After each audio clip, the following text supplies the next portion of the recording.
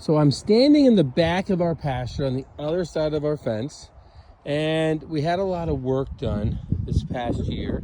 And today they came and did what I consider to be the lion's share, some of the hardest things, and that is to create a path, of a walking path. It was just treacherous, hazardous back here. It's really a never-ending battle. And we really envisioned to have a path that went around the entire pasture on the outside. It's about a mile loop. We've done work in clearing the buckthorn and clearing the honeysuckle out of here. You name it, there's just been a ton of effort. And I know it looks like we came through and just kind of eradicated everything. But you know, a bobcat is about 6 feet wide and it does need the work. So they actually really did a nice light job on this lower side. They cleaned everything up. On the upper side up there, we had like a 30-degree hill. It's now flat. He left a lot of the woodland phlox for us, the jack and the pulpits.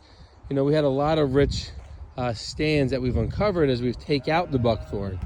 And it'll be no different here. And we're gonna seed this with our Eastern Pollinator mix. We will go ahead and most likely add just a vast number of native sunflowers, cutleaf coneflower, gray leaf coneflower.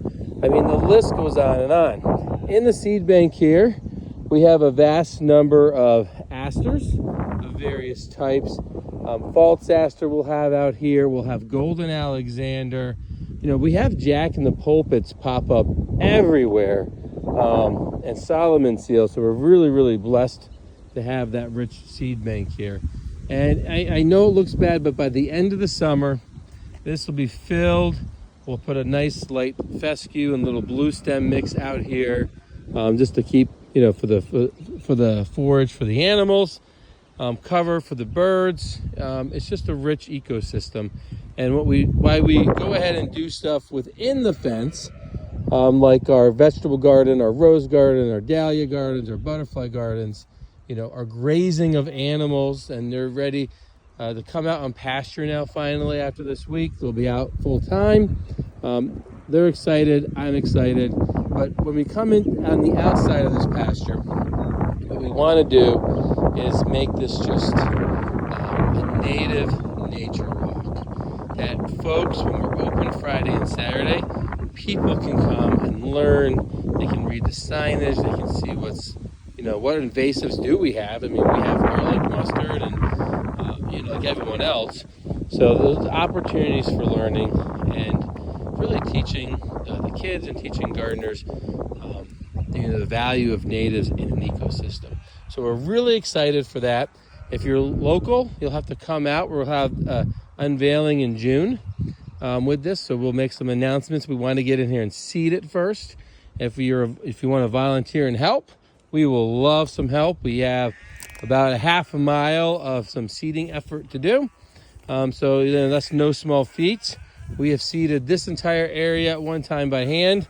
And it was, you know, it was fun. It was just a nice opportunity. And then, you know, this is really why I want the nature walk. Here is a good example. We have a nest, looks like a newly formed nest. This was not here a couple weeks ago. So just fun. Again, the learning that can go on, that folks can see nature and just really how we can kind of coexist with it. So anyhow, thanks for your time and appreciate all your support.